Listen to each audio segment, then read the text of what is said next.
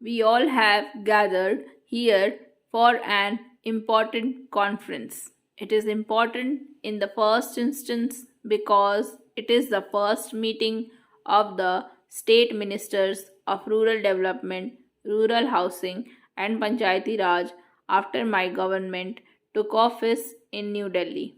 Hence, I must at the very outset both welcome you to this conference and thank you for giving me this opportunity to meet important representatives of the state government. But a greater reason that lends importance to this conference is its subject. Rural development, rural housing, and Panchayati Raj constitute an interdependent set of concerns which are at the very heart of India's present and future national development. Precisely because of this reason, they are at the heart of the national agenda for governance, which is the blueprint of my government's policies and priorities. To explain the importance of rural development in the context of our common dream of building a new India is to belabor the obvious. India is a land of villages. Between 60 and 70% of our population live in villages and is engaged in agriculture and allied activities. When it is said that India is an ancient nation, and this fact makes all of us proud, it is well recognized that what constitutes her rich heritage is her village based culture and agriculture. It is on the solid foundation of this ancient culture that India is emerging as a potentially strong and modern economy. I have used the term potentially with deliberate intent and emphasis. It points to a historic possibility well within our reach. It also powerfully reminds us that the possibility of India becoming a strong economy and a strong nation depends crucially on the attention we pay to the all round development of our villages and our agriculture. This is where the subject of today's conference assumes its paramount importance. I would even go as far as to say that both from a short term and long term point of view, ministries of rural development, rural housing, and Panchayati Raj are the most important ministries in our union and state governments. I wish to underscore this core belief of mine because it goes against conventional wisdom and practice hitherto followed.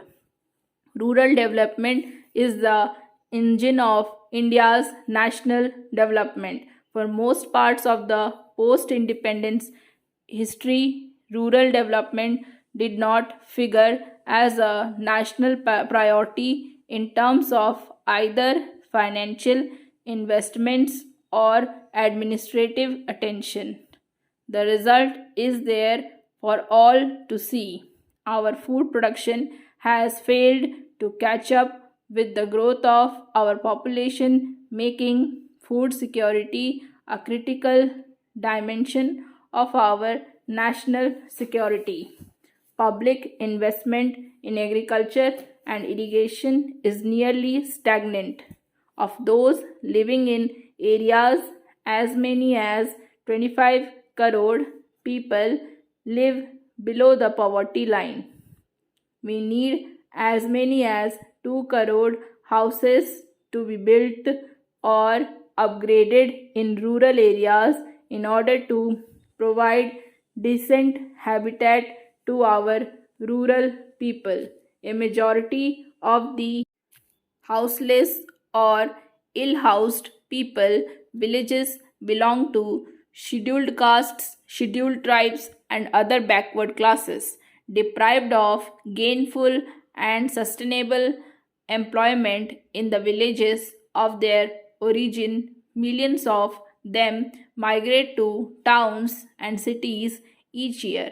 There too, they live a life of deprivation. Let us look at another face of the contemporary Indian reality. We pride ourselves in being the largest democracy in the world, and rightly so. But what is the health of our democracy at the grassroots level in our village panchayats? We have to admit that we as a nation have failed to tend the roots. When the roots are not well nourished, the tree cannot be very healthy. Thus, we see a cruel paradox. Village India, which has sustained our culture and economy, has been condemned to the state of backwardness. I am not here criticizing anybody or any party or any government. Let us admit that this has been our collective failure as a nation, and let us use the recognition of this bitter truth as the basis of a strong national consensus to give the top priority to rural development. We have stated in the national agenda that we will give a human face to the national development efforts with poverty eradication as the ultimate goal and removal of unemployment as the means. We have set for ourselves the goal of Berozgari Hatao, and we recognize that to achieve this goal we have to upgrade the attack on unemployment and poverty into a national movement. Specifically, we are committed to provide drinking water to every village. We are committed to making our country hunger free in the next 10 years. Towards this end, we will be earmarking 60% of the plan funds for agriculture, rural development, and irrigation. Besides, we have stated that in our endeavor to facilitate construction of 20 lakh new housing units each year for the very poor people.